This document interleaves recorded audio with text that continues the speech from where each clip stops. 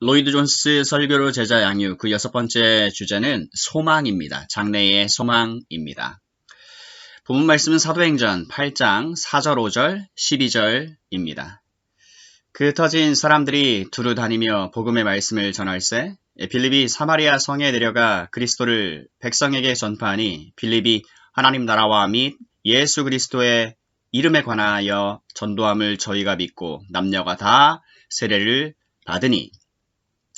본문 말씀을 가지고 유일한 소망이라는 제목으로 말씀을 증거하겠습니다.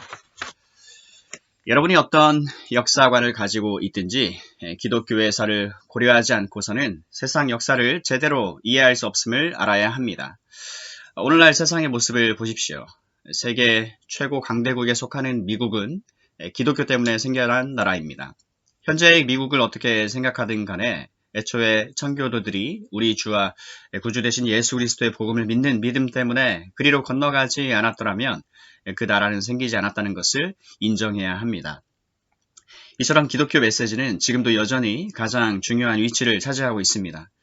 본문은 그 메시지가 정확히 어떤 것인지 보여주고 있습니다. 우리는 빌립이 사마리아로 내려가 그리스도를 백성에게 전파했다는 말씀을 읽었고 그것이 메시지의 핵심임을 알았습니다. 또 이 메시지는 거기에서 좀 더 나아간다는 사실도 알았습니다. 이것은 감사해야 할 일입니다. 빌립과 또 다른 사람들이 전한 메시지에는 새로운 출생과 중생이라는 교리가 포함되어 있습니다. 하나님이 각 사람의 영혼에 역사하여 변화시키시며 새로운 출발과 새로운 마음, 새로운 시각, 새로운 본성, 새로운 소원을 주신다는 가르침이 포함되어 있는 것입니다. 그런즉 누구든지 그리스도 안에 있으면 새로운 피조물이라 이전 것은 지나갔으니 보라 새 것이 되었도다. 고린도후서 5장 17. 이것이 복음 메시지의 일부를 차지하는 내용입니다. 이제 우리가 다룰 요점을 저는 다음과 같이 표현하고 싶습니다. 사도 요한은 하나님의 아들이 나타나셨다고, 하나님의 아들이 원대한 목적을 위해 이 세상에 오셨다고 말합니다. 그 목적이란 마귀의 일을 멸하고 마귀가 세상에 끼친 해악을 패하는 것입니다. 지금까지는 주님이 각 개인에게 어떻게 이 일을 해주시는지 살펴보았습니다. 저는 이 점을 강조하고 싶습니다. 복음이 1차적으로 개인적인 것입니다. 이것은 필수 사항입니다. 무엇보다 먼저 각 사람이 개별적으로 하나님과 바른 관계를 맺어야 하고 세상에서 살아갈 수 있어야 합니다. 그러나 이번에는 복음이 단순히 개인적이기만 한 것은 아니라는 점을 강조하고 싶습니다. 복음 제시가 항상 개인적인 차원에서 이루어진다는 이유로 조롱하는 이들이 많이 있습니다. 그들은 말하기를 이런 세상에 살면서 자기의 사소한 영혼 따위나 걱정하다니 그걸 보면 당신네들이 얼마나 이기적이고 자기중심적이며 좀스러운지 알 수 있다고. 자기만 괜찮으면 남들이야 어떻게 되어도 상관없다 이거지. 자, 우리의 대답은 개인이 바로 잡히기 전까지는 세상에도 별 소망이 없다는 것입니다. 결국 세상은 개인들로 구성되어 있기 때문입니다. 어떤 의미에서 인류란 존재하지 않습니다. 인류를 구성하고 있는 것은 각 개인입니다. 그러므로 개인에게서 출발하지 않으면 나라도 바로 잡을 수가 없습니다. 영국 역사의 전성기는 이 나라에 그리스도인들이 가장 많았을 때 찾아왔습니다. 그러나 복음에는 이처럼 개인적인 측면뿐 아니라 또 다른 측면, 또 다른 요소도 있어요. 제가 지금 특별히 주의를 환기시키고 싶은 부분이 바로 그 부분입니다. 복음의 두 번째 측면은 지금 이 시점에 특히 중요한데요. 물론 항상 중요하지만 지금 특별히 더 중요하다고 느끼는 것은 현대에 발견된 몇 가지 사실들로 인해서 세계의 미래가 모든 사람에게 가장 긴급한 문제로 떠올랐기 때문입니다. 오늘은 두 차례의 세계대전을 기억하는 주일입니다. 1차 대전도 충분히 심각했는데 2차 대전은 그보다 더 했고 3차 대전이 일어난다면 아마 더더욱 심각할 것입니다. 1차 대전은 비행기와 탱크를 만들어냈습니다. 그로 인해 전쟁은 전보다 더 참혹해졌습니다. 그리고 우리는 지난 전쟁이 그보다 훨씬 더 참혹했던 것을 알고 있습니다. 그러니 이 다음에 일어날 전쟁은 어떻겠습니까? 우리는 세상의 미래 자체가 될지 모르는 시대에 살고 있습니다. 원자폭탄과 로켓과 다른 전쟁 무기 생산에 새로운 발전이 이루어졌다는 소식이 거의 날마다 들려오고 있어요. 따라서 세상에 미래가 있는가 하는 것이 전보다 더 긴급한 문제로 떠오르고 있습니다. 역사에 과연 미래가 있을까요? 아니면 종말이 벌써 이른 것일까요? 추모 주일로 지키는 이 특별한 주일, 복음 메시지의 주일을 환기시키는 이유가 여기 있습니다. 사람들은 오늘 전쟁을 생각하고 있습니다. 동시에 세상의 현재 모습과 미래의 전망에 대해서도 생각하고 있으리라 믿습니다. 기독교 복음은 세상의 미래에 대해 해줄 말이 많이 있습니다. 저는 이것이야말로 세상의 미래에 대해 귀 기울일 만한 말을 해주는 유일한 메시지임을 밝히고 싶습니다. 그러므로 저의 기본 명제로 돌아가 보겠습니다. 하나님의 아들이 나타나신 것은, 즉 이 세상에 오신 것은 마귀의 일을 멸하려 하심이니라. 요한 1서 3장 8절. 저는 마귀의 일이 개인적인 차원에 그치지 않음을 보여드리고 싶어요. 마귀는 온 세상에, 인류 전체에, 아니 우주 전체에 영향을 끼쳤습니다. 이에 더하여 하나님의 아들이 어떻게 마귀의 모든 일을 완전히 패하려는 계획을 진행하고 계신지도 보여드리고자 합니다. 저의 첫 번째 명제는 기독교 메시지, 오직 이 메시지만 인생과 이 세상에 소망을 준다는 것입니다. 이것이 저의 출발점입니다. 우리는 기독교 메시지를 부인하며 이 메시지를 거의 현대인에 대한 모욕으로 여겨 일축해버리는 것을 똑똑한 짓으로 여기는 시대에 살고 있지요. 하지만 저는 이 메시지 외에는 우리를 도와줄 것이 아무것도 없다는 말로 그에 답하고자 합니다. 무슨 뜻인지 말씀드리겠습니다. 사도 바울은 에베소 사람들에게 그리스도인이 되기 전 상태를 상기시키고 있습니다. 그가 한 말은 다음과 같습니다. 그러므로 생각하라. 너희는 그때의 육체로 이방인이요 손으로 육체에 행한 할례당이라 칭하는 자들에게 무할례당이라 칭함을 받는 자들이라. 그때의 너희는 그리스도 밖에 있었고 이스라엘 나라 밖의 사람이라. 약속의 언약들에 대해서 외인이요 세상에서 소망이 없고 하나님도 없는 자이더니. 에베소서 2장 11, 12절. 이것이 오늘날 세상의 처지입니다. 아무 소망이 없습니다. 이 점을 구체적으로 입증해 보겠습니다. 사람들은 기독교 메시지를 조롱합니다. 대다수 사람들이 교회에 가는 우리를 바보로 생각합니다. 하지만 정작 본인들이 의지하는 것은 무엇입니까? 자, 그에 대해서는 여러분도 읽어보았을 것입니다. 여러 사람들이 이른바 인본주의를 의지하고 있습니다. 그 수가 많지 않다는 데에는 저도 동의합니다. 2주 전에 인본주의자들이 이곳 런던 홀번에서 회합을 가졌다는 기사를 읽었습니다. 그 기사에서 그들은 영국 최고의 연사 4명, 그 중에는 에어 교수도 있었습니다. 를 모신 결과 800명의 청중을 모았다고 자랑하고 있었습니다. 그 정도라면 썩 좋은 성과는 아니지 않습니까?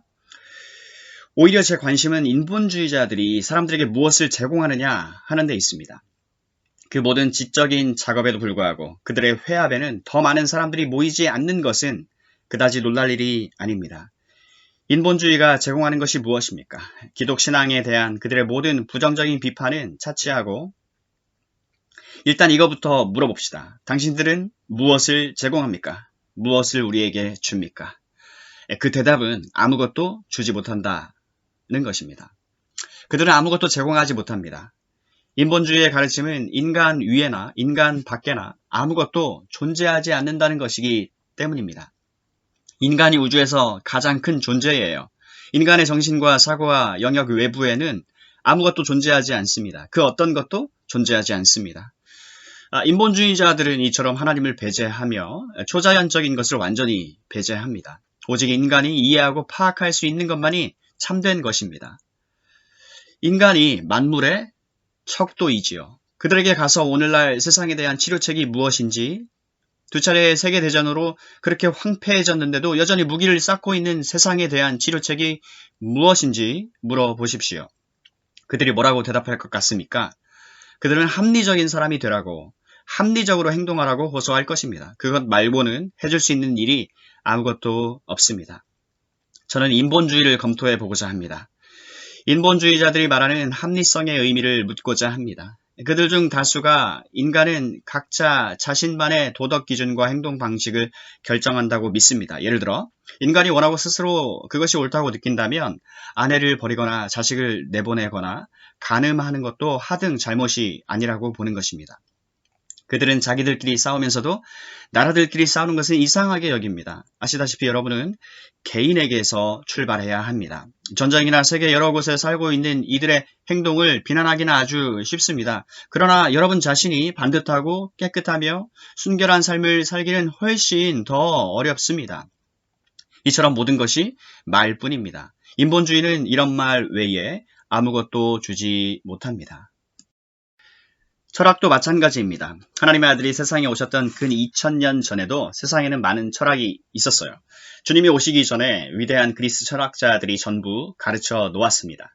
하지만 철학은 사람들을 돕지 못했고 그들의 문제도 풀어주지 못했습니다. 당시 통계를 보면 철학자들의 자살률이 가장 높았습니다. 철학은 파산했습니다. 최고 전성기에도 철학은 제대로 이해하지 못했고 아무것도 제공해 주지 못했습니다.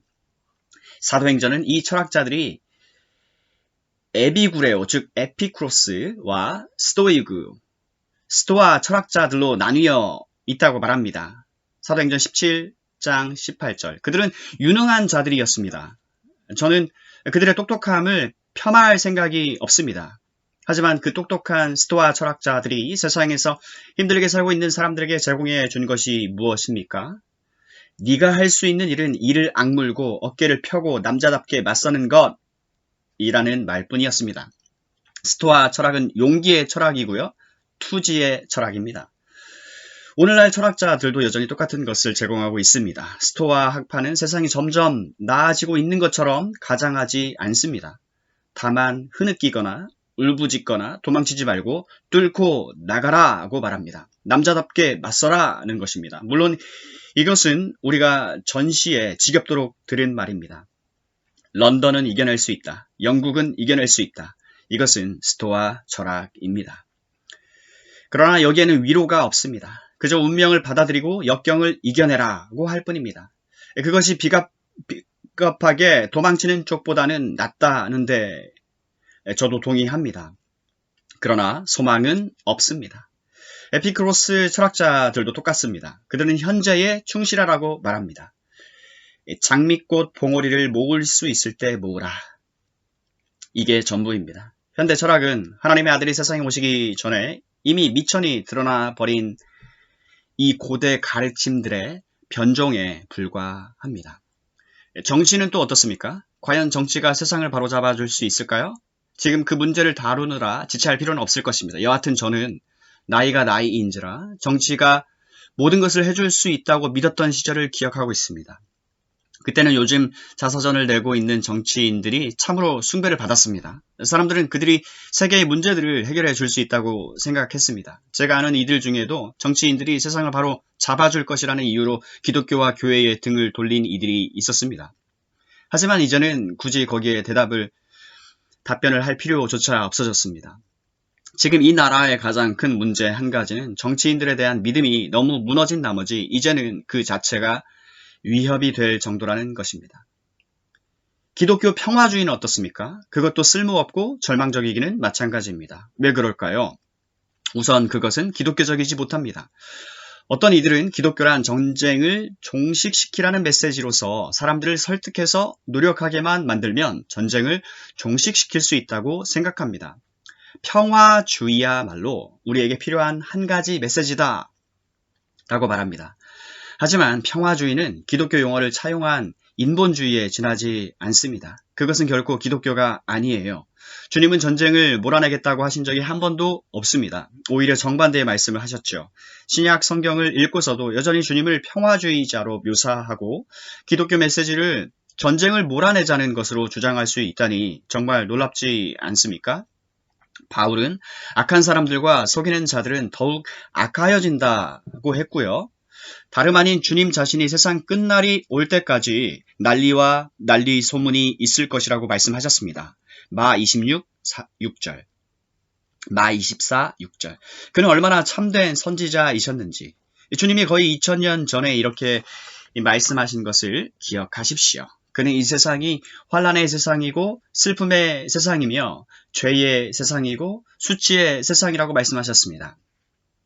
그는 이런 의미에서 세상을 구원하여 좀 더 나은 곳으로 만들겠다고 말씀하신 적이 없습니다. 한 번도 없습니다. 오히려 자신이 다시 오시기 직전의 시대가 어떠할 것인지에 대해 아주 명확히 알려주셨지요. 인자가 올 때에 세상에서 믿음을 보겠느냐. 누가복음 18장 8절. 노아의 때 홍수 이전에 된 것과 같이 인자의 때에도 그러하리라. 노아가 방주에 들어가던 날까지 사람들이 먹고 마시고 장가들고 시집가더니 홍수가 나서 저희를 다 멸하였으며. 누가복음 17장 26, 27. 소돔과 고모라 때에도 그랬습니다. 소돔과 고모라 성사람들이 아무 생각이 없었고 아무 관심이 없었습니다. 인생이 마냥 재미있기만 했습니다. 그들은 평지에 세운 성읍 안에서 아주 즐겁게 지냈지요. 그 성읍들은 마치 런던이나 뉴욕이나 파리와 같았습니다. 새로울 것이 하나도 없습니다. 그들도 전문가였습니다. 소돔과 고모라. 오늘날의 똑똑한 사람들이 그 당시로 돌아간다 해도 따로 가르쳐 줄 필요가 없을 것입니다. 그들은 현대인들이 갈망하며 합법화하고자 하는 모든 변태 행위의 전문가였습니다. 홍수가 나서 저희를 다 멸하기까지 깨닫지 못하였으니 마태복음 24장 39. 그들이 실상을 깨달았을 때에는 이미 모든 것이 늦어버린 후였습니다. 여러분, 이것이 우리의 처지입니다. 세상은 이런 것들을 굳게 의지하고 있어요. 하지만 모든 역사가 보여주는 바는 이런 것들에 아무 소망도 없다는 것입니다. 그렇다면 현재는 어떻습니까? 이미 말씀드렸듯이 오늘날의 위기는 과거 어느 때보다 심각한 수준입니다. 최근에 기계의 신화라는 책이 출판되었습니다. 저자 루이스 멈포드 교수는 평생 이 문제를 연구해온 사람이죠. 그는 그리스도인이 아니고 사실상 인본주의자인데도 기계와 기계가 인간에게 끼칠 영향을 두려워하고 있습니다. 인간이 자신의 발명품의 희생들이라는 것은 의심의 여지 없는 사실입니다. 우리의 과학 지식과 능력은 계속 신장되어 왔으며 그것도 비범하게 신장되어 왔습니다. 그러나 이런 경이로운 발견들을 이로운 목적에 이용하는 방법을 알아내는 부분에서는 도덕과 지각의 영역에서는 그만큼 신장되지 못했다는 것이 현 세상의 전적인 문제입니다. 인간은 과연 자신이 만든 기계로 자멸하게 될까요? 세상은 이 문제에 직면해 있습니다. 이처럼 세상이 제공하는 것은 그것이 무엇이든 소망이 없습니다. 세상은 완전히 파산했습니다. 문제의 한 복판에서 허우적거리고 있으며 누구에게서도 도움을 받지 못하고 있습니다. 세상에 소망을 주는 메시지는 오직 하나, 빌립이 사마리아 성에 가서 전파한 이 메시지뿐입니다. 예루살렘에서 핍박을 받고 사방으로 흩어진 평범한 사람들이 소문낸 이 메시지뿐입니다. 이 메시지의 내용이 무엇입니까? 기독교 메시지는 오늘날과 같은 세상을 어떻게 다루고 있을까요? 그에 대한 첫 번째 대답은 소망을 제시해 준다는 것입니다. 왜냐하면 이것이야말로 세상의 상태와 세상에서 살고 있는 인간의 상태를 제대로 설명해주는 유일한 가르침이기 때문입니다. 제가 볼 때 이것은 초보적인 사실입니다. 제대로 진단하지도 못하면서 어떻게 치료할 수 있겠습니까? 세상의 곤경의 원인부터 완전히 세상은 잘못 설명하고 있습니다. 그런데 어떻게 문제를 바로 잡을 수 있겠습니까? 전체가 다 썩어 있는데도 눈에 보이는 증상만 땜질하고 특정한 문제만 집적거릴 뿐입니다. 이것이 세상의 비극입니다. 무슨 뜻인지 좀 더 자세히 밝혀보겠습니다. 저는 오직 이 메시지만 곤경의 이유와 질병의 원인을 설명해 준다고 말하는 바입니다. 그 이유와 원인이 무엇입니까? 성경 메시지는 어떤 메시지보다 명확해요. 개인적인 측면에서도 언급하겠지만 지금 일반적인 측면에서 살펴보겠습니다. 제 말이 현대인에게는 아주 우습고 얼빠진 소리로 들리리라는 것을 압니다. 이것은 그리 놀랄 일이 아닙니다. 현대인들이 행동하는 것을 보세요. 그들은 똑바로 사고할 수가 없습니다. 이것이 그들의 문제점입니다. 무엇보다 중요한 사실은 그들이 영적인 소경이라는 것입니다. 에베소서 6장에 나오는 사도 바울의 말을 다시 인용해 보겠습니다.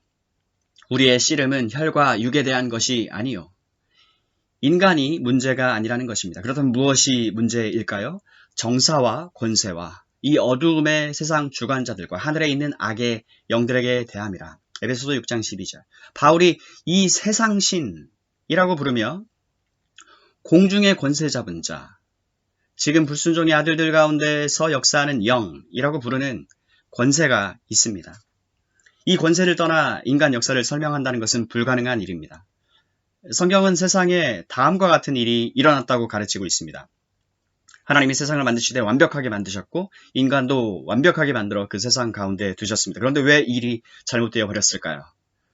왜 세상이 이 모양이 되어 버렸을까요? 그 전적인 원인은 하나님이 만드신 빛나는 천상의 존재가 질투심으로 하나님을 대적하며 반역한 데 있으며 다른 천사들을 설득해서 함께 반역한 데 있습니다.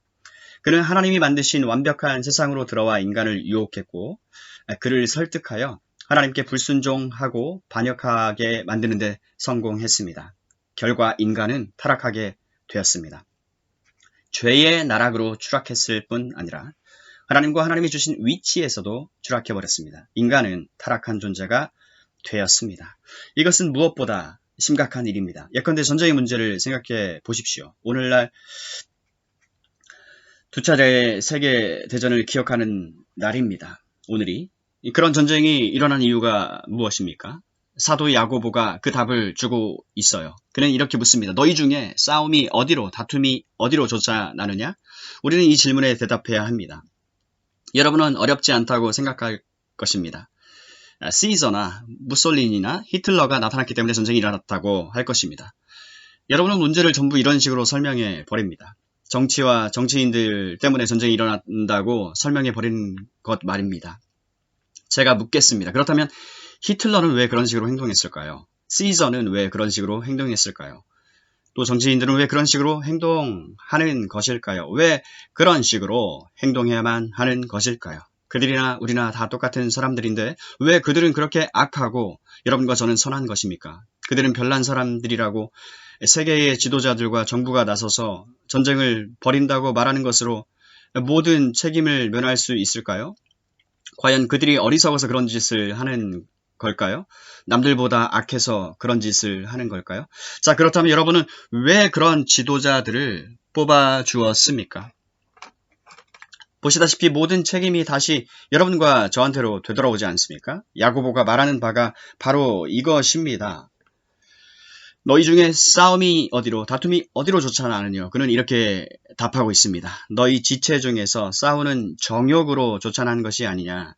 너희가 욕심을 내어도 얻지 못하며 살인하여 시기하여도 능히 취하지 못하나니 너희가 다투고 싸우는도다. 너희가 얻지 못함은 구하지 아니하며 구하여도 받지 못하면 정욕으로 쓰려고 잘못 구함이니라. 간음하는 여자들이여 세상과 벗된 것이 하나님과 원수임을 알지 못하느뇨. 야고보서 4장 1-4절.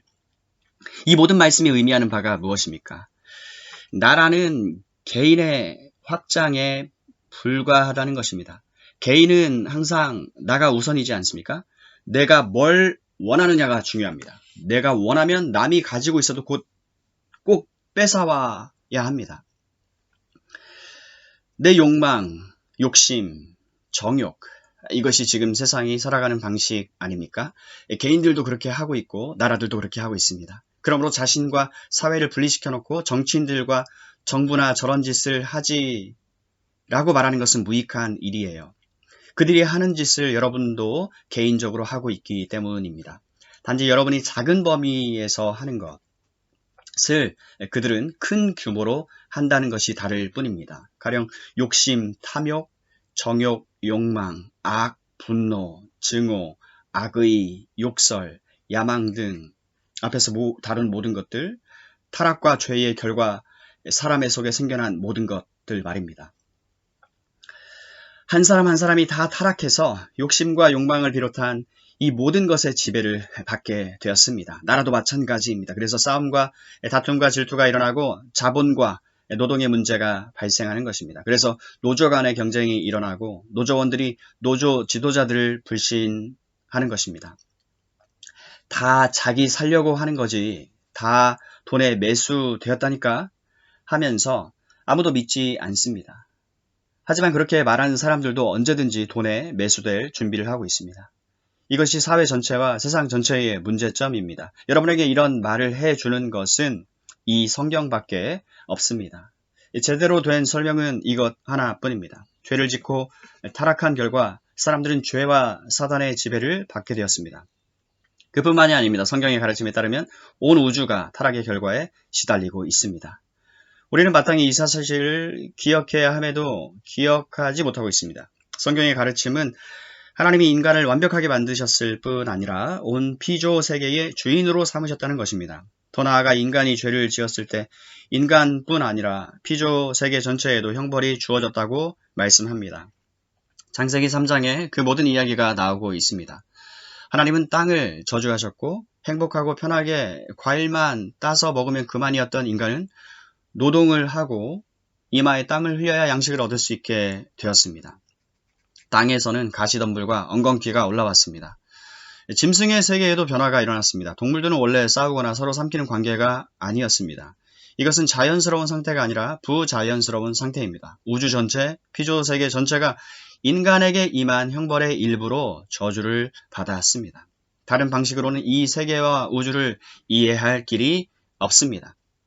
이처럼 인간의 타락이야말로 이 모든 곤경의 원인이자 이유로서 여기에 필연적으로 따라오는 결론은 인간을 향해 아무리 상황을 바로 잡아보자고 호소해봐야 소용이 없다는 것입니다. 인간은 자신의 정신과 지성보다 훨씬 더 크고 깊은 무언가의 지배를 받고 있어요.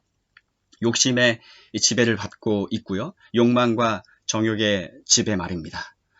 유능하고 아는 것이 많으며 잘 교육받은 교양인이라고 해서 최고로 무식한 사람보다 육신의 정욕에 덜 영향을 받는 것이 아닙니다.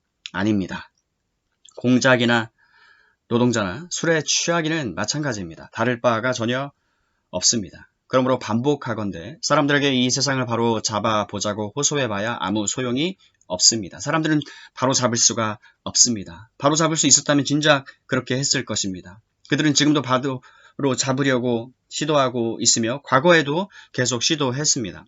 그런 시도가 문명의 전 역사를 이루고 있습니다.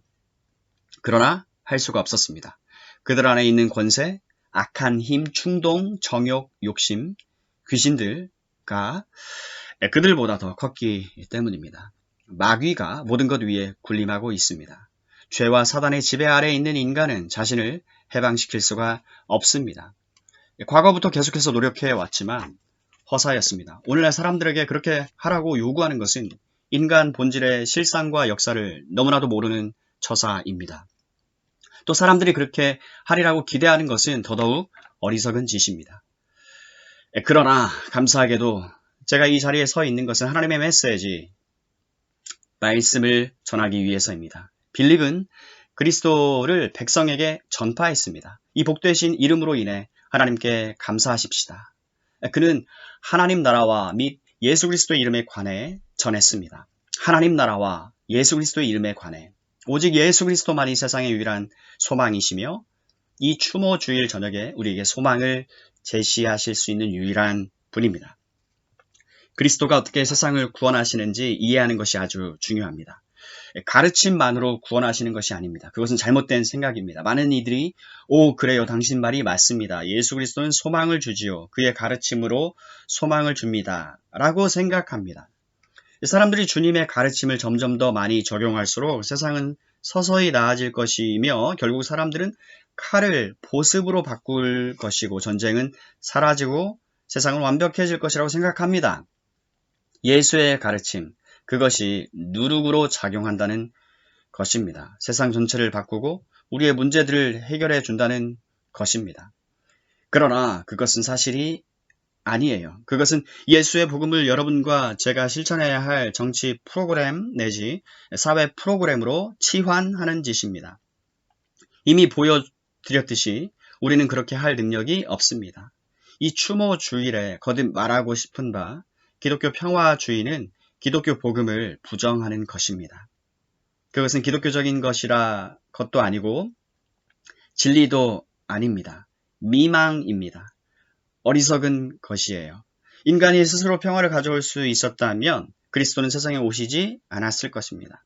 인간이 스스로 문제를 처리할 수 없기 때문에 무능하기 때문에, 길을 잃었기 때문에, 완전히 무력하기 때문에 그리스도는 세상에 오신 것입니다. 그렇지 않았다면 세상에 오시지 않았을 것입니다. 권면과 가르침과 본보기로 세상을 구원할 수 있었다면 모세에게 주신 율법으로 이미 그렇게 하셨을 것입니다. 그러나 율법으로는 구원하실 수 없었습니다. 하나님은 율법을 주실 때 이미 그 점을 알려주셨어요. 율법이 육신으로 말미암아 연약하여 할 수 없는 그것을, 로마서 8장 3절, 여기 답이 나와 있습니다. 그렇다면 어떻게 해야 할까요? 가르침만으로 안 된다면 주님은 어떻게 우리에게 소망을 주신다는 겁니까? 그가 행하신 일로서, 지금도 여전히 행하고 계시는 일로서, 나아가 그가 곧 하실 일로서 소망을 주십니다. 요약해 보겠습니다. 그는 세상의 유일한 소망입니다. 왜 그럴까요? 무엇보다 먼저 그가 이 땅에 계셨을 때 하신 일을 보시기 바랍니다. 그는 악을 정복하셨고요. 마귀를 정복하셨습니다. 구약 성경의 모든 위대한 인물들, 족장과 성도들을 보세요. 그들은 다 죄를 지었습니다. 하나같이 마귀에게 패배했어요. 이미 살펴보았듯이 마귀는 이 세상 신입니다. 그는 모든 사람을 굴복시키고 있고 우리는 다 그의 노예로 태어납니다. 마귀와 싸워 그를 정복한 사람은 세상에 단 한 명밖에 없습니다. 예수 그리스도, 하나님의 아들 나사렛 예수밖에 없는 것입니다. 우리와 한결같이 시험을 받은 자로 돼 죄는 없으시니라. 히브리서 4장 15. 마귀는 그를 굴복시킬 수 없었습니다. 주님은 그를 이기셨고 물리치셨습니다. 그가 시험 받으신 이야기를 읽어보세요. 그때 이미 우리의 큰 원수는 정복되었습니다. 이 땅에 계실 때 하신 일이 또 있습니다. 사도행전 8장에 나오듯이 사마리아에는 귀신 들린 불쌍한 자들이 있었어요. 귀신은 사람을 사로잡을 수 있습니다. 당사자가 모르게 인격을 조종할 수 있습니다. 주님이 이 세상에 계셨을 때에도 귀신 들린 자들이 많았어요. 그러나 그는 귀신들을 쫓아내실 수 있었습니다. 그는 귀신들의 주인이었습니다. 귀신들은 그가 오신 것을 알고 벌벌 떨었습니다. 그들은 그가 누구신지 알고 있었어요. 그래서 나사렛 예수여, 우리가 당신과 무슨 상관이 있나이까? 우리를 멸하러 왔나이까? 하고 소리친 것입니다. 사람들은 그를 알아보지 못했지만 귀신들은 알아보았어요. 그가 자신들의 주인이심을 알아보았어요. 그는 귀신들에게 절대적인 권위를 행사하셨습니다. 귀신들을 쫓아내셨습니다. 질병을 치료하셨습니다. 육체에 계신 동안 그런 일을 하셨습니다. 이처럼 그는 귀신과 그의 모든 수족과 졸개와 세력들을 정복하셨을 뿐 아니라 마귀의 마지막 무기도 정복하셨습니다. 이것이 이 추모 주일의 메시지입니다. 마귀의 마지막 무기가 무엇입니까? 죽음입니다. 죽음과 무덤입니다. 그는 십자가 죽음으로 그것을 정복하셨습니다. 마귀는 사람들을 시켜 예수 그리스도에게 사형 선고를 내리고 나무에 못 박고 나서 아주 기뻐했습니다. 큰 원수를 끝장내버렸다고 생각했습니다. 그가 십자가에 달려 죽어가고 있다고 말했습니다. 자신들이 해치웠다고 말했습니다. 끝장냈다고 말했습니다. 그도 자신들은 당해낼 수 없었다고 말했습니다. 이처럼 예수 그리스도가 그 십자가에 달려 죽어갈 때 지옥은 승리에 취해 있었습니다. 그러나 이것은 일생일대의 큰 실수였습니다. 십자가에서 일어난 일에 대해 바울이 뭐라고 말하는지 들어보세요.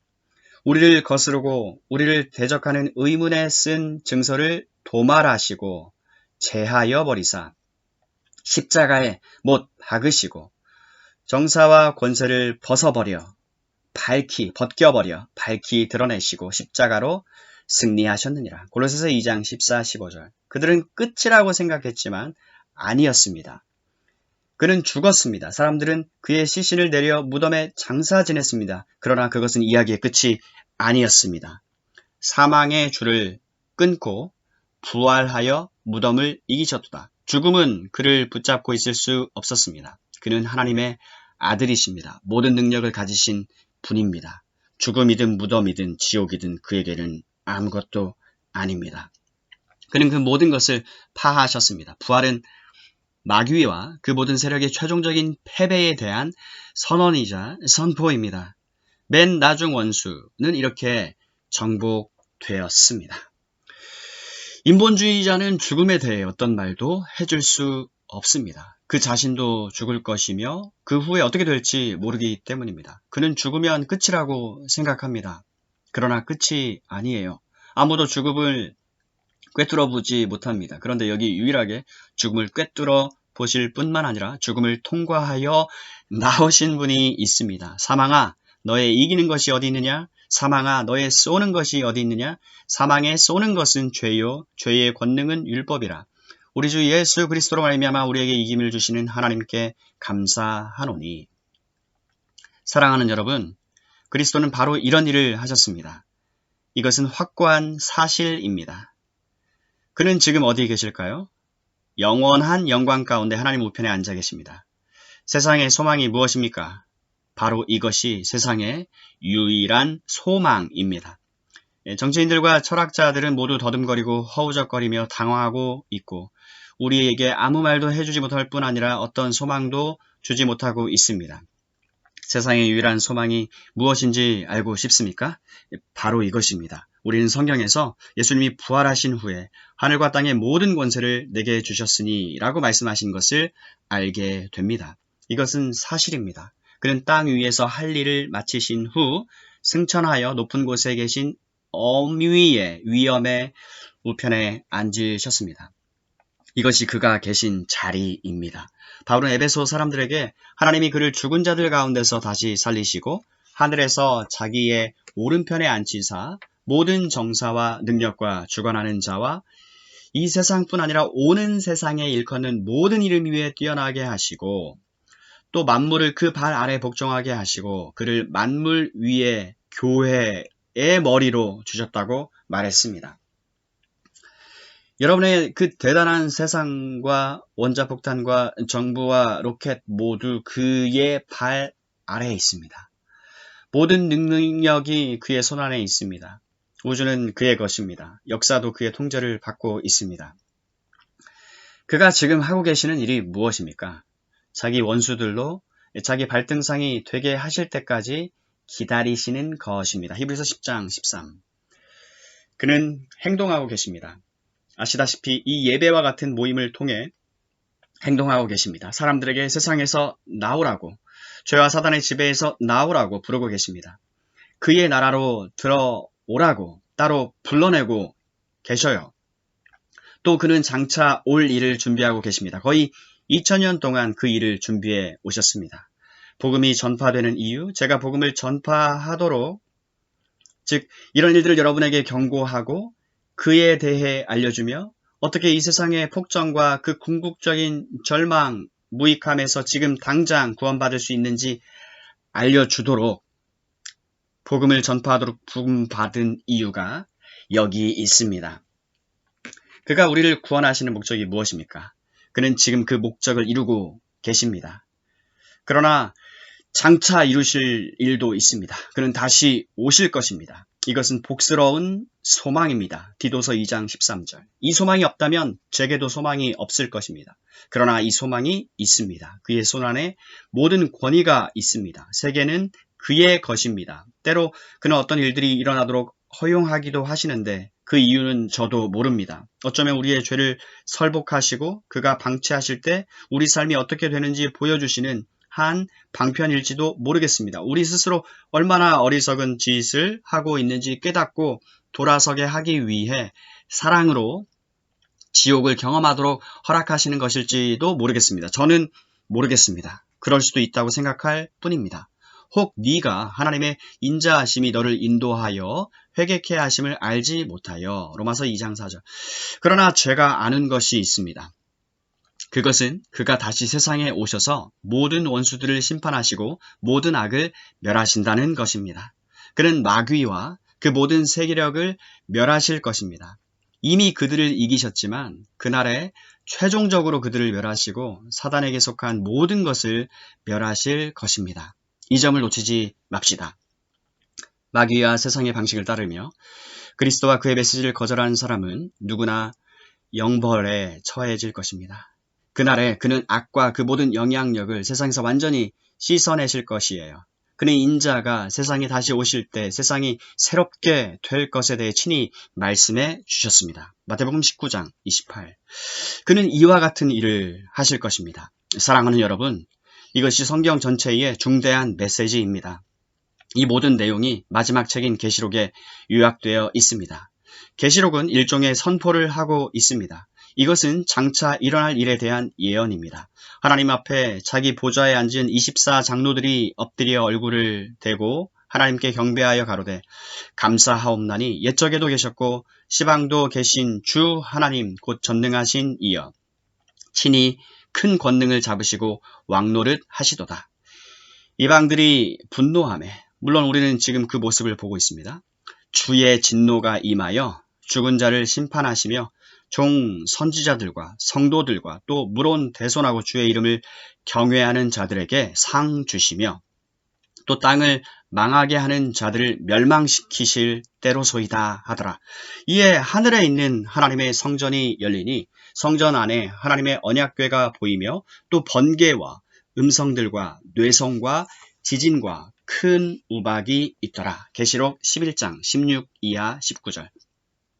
의에 거하는 바 새 하늘과 새 땅이 임할 것입니다. 베드로후서 3장 13. 정치적인 행동의 결과로 그렇게 되는 것이 아니고 사람들이나 의회나 국가가 내리는 선한 결정들의 결과로 그렇게 되는 것도 아닙니다. 하나님의 아들의 재림으로 그렇게 될 것입니다. 이것이 유일한 소망입니다. 그가 오셔서 모든 원수들과 그들에게 속한 모든 것을 멸하시고 새 하늘과 새 땅을 만드실 것이며 그를 믿는 자는 누구나 그 땅에 거하게 될 것입니다. 우리는 변화될 것입니다. 우리의 몸 자체가 영화롭게 바뀔 것입니다. 우리도 그와 같이 되어 그와 함께 다스리고 그와 함께 심판할 것입니다. 이 모든 일에 수반되는 놀랍고도 복된 결과를 전부 경험할 것이에요. 우리가 기대해도 되는 일을 경이롭게 묘사해 놓은 구절을 다시 읽어드리겠습니다. 그러므로 그들이 우리 같은 사람들이 하나님의 보좌 앞에 있고 또 그의 성전에서 밤낮 하나님을 섬김에 보좌에 앉으신 이가 그들 위에 장막을 치시리니 저희가 다시 줄이지도 목마르지도 아니하고 해나 아무 뜨거운 기운에 상하지 아니할지니 이는 보좌 가운데 계신 어린 양이 저희의 목자가 되사 생명수 샘으로 인도하시고 하나님께서 저희 눈에서 모든 눈물을 씻어 주실 것이미러라. 계시록 7장 15 이하 17절. 추모 주일도 없고 울 일도 없고 한숨 쉴 일도 없고 슬픔도 없을 것입니다. 그런 것들은 전부 사라질 것이며 영영이 끝날 것입니다. 피조세계 전체가 이 거대한 중생의 은택을 입을 것입니다. 이사야 선지자의 영광스러운 예언을 다시 읽어보시기 바랍니다. 이것은 오늘 밤 우리가 이 자리에 모여 있는 것만큼이나 확실하게 일어날 일입니다. 그때 이리가 어린 양과 함께 거하며 표범이 어린 염소와 함께 누우며 송아지와 어린 사자와 살찐 짐승이 함께 있어 어린 아이에게 끌리며 암소와 곰이 함께 먹으며 그것들의 새끼가 함께 엎드리며 사자가 소처럼 풀을 먹을 것이며 젖먹는 아이가 독사의 구멍에서 장난하며 젖된 어린 아이가 독사의 굴에 손을 넣을 것이라. 나의 거룩한 산 모든 곳에서 해됨도 상함도 없을 것이니 이는 물이 바다를 덮음같이 여호와를 아는 지식이 세상에 충만할 것임이니라. 이사야 11장 6절 이하 9절. 오 복되고 영광스러운 날이여. 그날이 오고 있습니다. 바울은 피조물이 다 이제까지 함께 탄식하며 함께 고통하는 것을 우리가 아나니 라고 말합니다. 바로 그 피조세계 또한 썩어짐의 종노릇한 데서 해방되어 하나님의 자녀들의 영광의 자유에 이를 것입니다. 계시록을 다시 읽어봅시다. 보라 하나님의 장막이 사람들과 함께 있음에 하나님이 저희와 함께 거하시리니 저희는 하나님의 백성이 되고 하나님은 친히 저희와 함께 계셔서 모든 눈물을 그 눈에서 씻기심에 다시 사망이 없고 애통하는 것이나 곡하는 것이나 아픈 것이 다시 있지 아니하리니 이 처음 것들이 다 지나갔음이러라. 계시록 21장 3, 4절.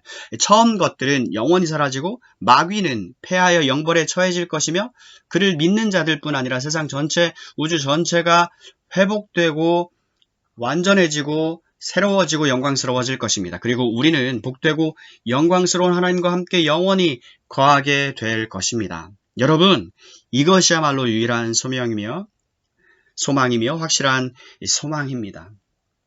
어떻게 이것을 확실하다는 것을 알아요?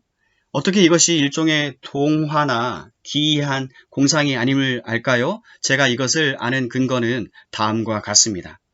이것은 여러분 자신과 여러분의 세상뿐 아니라 하나님과 그의 목적과 계획에 대해 꾸미지 않은 적나라한 진실을 말해주는 현실적인 메시지입니다.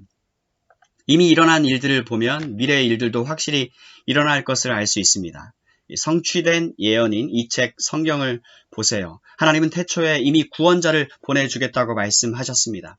수백 년이 흐르면서 사람들은 주의 강림하신다는 약속이 어디 있느뇨? 라고 물었습니다. 하지만 그는 강림하셨습니다. 베들레헴의 아기가 태어나기 800년 전에 어떤 예언들이 있었는지 읽어보세요. 세세한 부분까지 얼마나 정확하게 예언되었는지 모릅니다. 그 예언들은 전부 성취되었습니다. 제가 장차 있을 일에 대한 예언들도 확실히 성취될 것이라고 말하는 이유가 여기 있어요. 세상에 오신 주님의 모습을 보세요. 악과 마귀를 주관하신 것을 보세요. 죽음을 정복하고 부활하신 것을 보세요. 이것은 전부 사실입니다.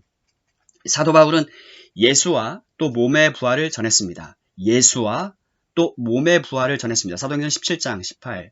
그것은 이론이 아니었습니다. 사도는 말했습니다. 우리는 이 일의 증인이요. 그들은 그의 생전 모습을 보았고요. 그가 죽으신 것을 보았지요. 장사 지낸 바 된 것을 보았고요. 부활하신 것을 보았습니다. 이것은 사실입니다. 그 후 계속된 교회의 역사와 이야기들도 이 소망의 확실함을 알 수 있는 근거입니다. 부활하신 그리스도의 능력이라는 관점에서 보지 않으면 그 모든 이야기를 도저히 설명할 수가 없습니다. 그가 교회를 지켜주시지 않았다면 오늘날 교회는 이렇게 존재하지 못할 것입니다. 여러분과 저 같은 사람들이 벌써 수백 년 전에 결단내 버렸을 것입니다.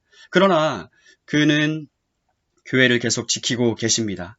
부흥을 보내서요, 자기 백성들을 새롭게 하시고 계십니다. 왜 그렇게 하실까요? 그는 불변하시는 분이기 때문입니다. 예수 그리스도는 어제나 오늘이나 영원토록 동일하시니라. 히브리서 13장 8절. 이것은 확실한 사실입니다. 그러므로 저는 몇 가지 질문을 던지고 싶습니다. 이 모든 것이 여러분에게 의미하는 바는 무엇입니까?